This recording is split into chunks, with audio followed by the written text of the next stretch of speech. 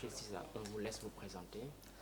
Bon, je m'appelle Omar Seda, je travaille pour ONU Habitat, qui est l'Organisation des Nations Unies pour les établissements humains.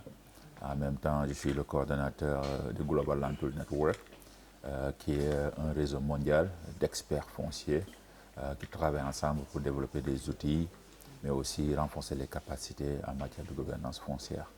Alors, des rencontres de ce genre, qu'est-ce qu'elles peuvent apporter à la gouvernance foncière? Bon, beaucoup de choses pour commencer.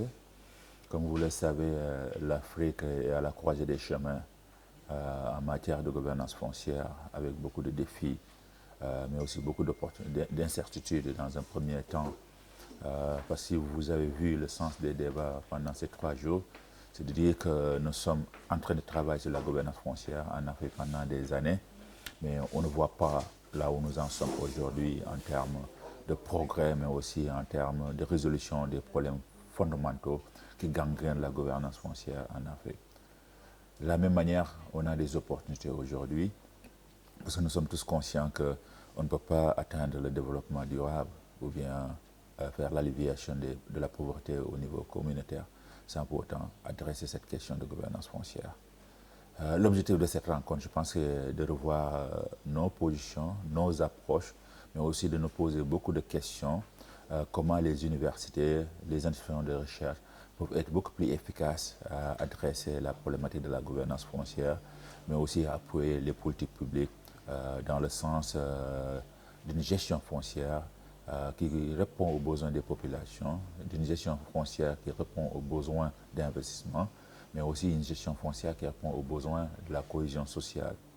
Nous, en tant qu'institution internationale des Nations Unies, ce qui nous intéresse, c'est voir comment appuyer cette dynamique en termes de renforcement des capacités, mais aussi d'amener les bonnes pratiques en matière de gouvernance foncière pour qu'aujourd'hui, quand on parle d'une ELGA au niveau de l'Afrique francophone, que nous ayons une bonne base et une nouvelle base aussi donc, pour s'engager dans une dynamique qui va permettre d'éviter les erreurs du passé, mais aussi dans le même temps de venir avec des innovations. Donc c'est tout le sens de cette rencontre.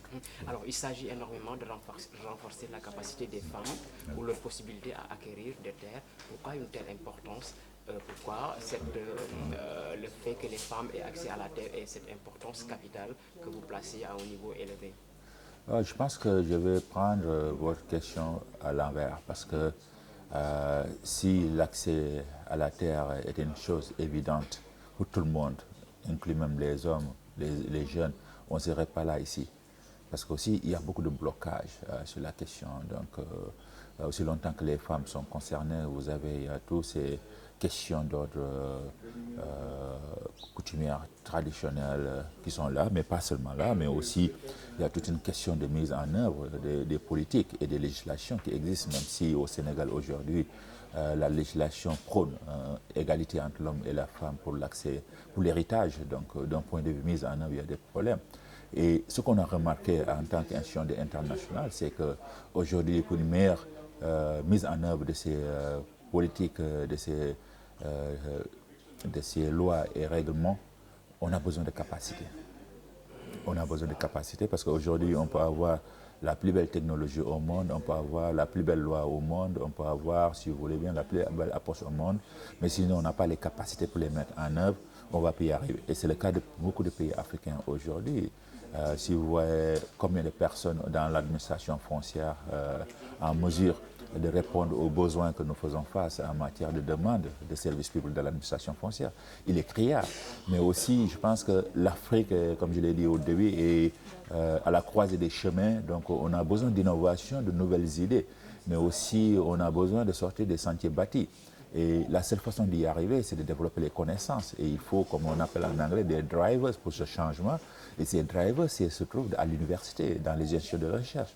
Donc la question que nous discutons ces derniers temps, c'est comment valoriser l'enseignement sur la problématique foncière, sur la gouvernance foncière, sous ces différents angles politiques, économiques, sociaux au sein de nos universités pour que les étudiants comprennent à la première année quel est leur rôle dans le renforcement des capacités, mais aussi dans la gouvernance foncière qui va servir donc au bénéfice des populations, mais aussi servir les besoins de développement socio-économique de l'Afrique et des pays en particulier. Voilà.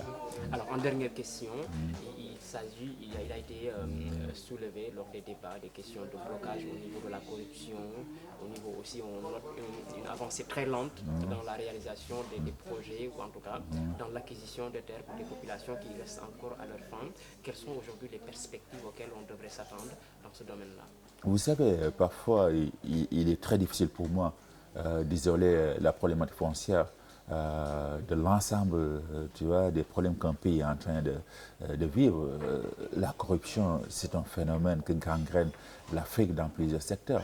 Malheureusement, le foncier est un élément. Donc pour moi, ce n'est pas une question de technologie, mais c'est une question de discipline, mais aussi une question d'état d'esprit que nous devons changer. Et comment renverser cet état d'esprit pour que les gens se sentent plus responsables, mais plus à même de servir l'intérêt public au détriment de l'intérêt public et non le propre intérêt.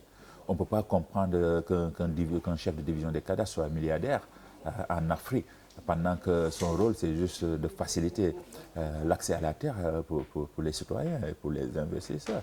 Ça, c'est un problème majeur auquel on fait face.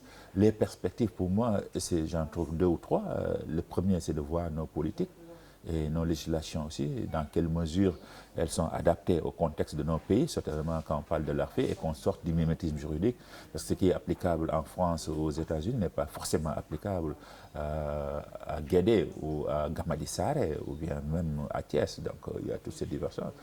Le premier élément, c'est qu'on puisse cultiver le culte de la responsabilité dans la gestion foncière. Pour moi, la gestion foncière, c'est comme le service public, comme tout un d'autres.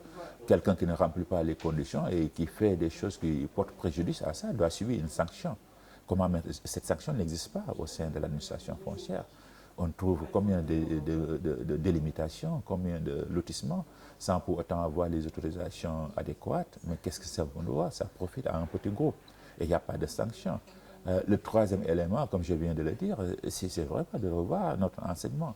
Et comme on dit, il y a toute une génération qui est là. Il faut commencer le travail à la base parce que si vous voyez bien l'Afrique, il y a 20 ans, les gens qui s'occupaient de la question foncière, c'était, je veux dire, des gens de âge très avancé. Et c'était un enseignement qui était juste ouvert à un nombre très limité de personnes. Maintenant qu'on a l'opportunité de revoir nos curriculums, nos programmes d'enseignement, et on a une jeunesse très, très curieuse de voir les nouvelles innovations dans différents secteurs, je pense qu'il faudrait qu'on développe un nouveau message au niveau universitaire pour attirer beaucoup plus d'étudiants, mais avec un nouveau esprit et un nouveau contenu de l'enseignement qui leur permettra de mieux comprendre leur rôle par rapport à la prévention de tous ces désastres dont nous parlons en termes de corruption, en termes de malgouvernance, mais plus avoir un esprit positif pour le progrès social et économique. Voilà. Merci, docteur. Je vous prie. Je vous en prie.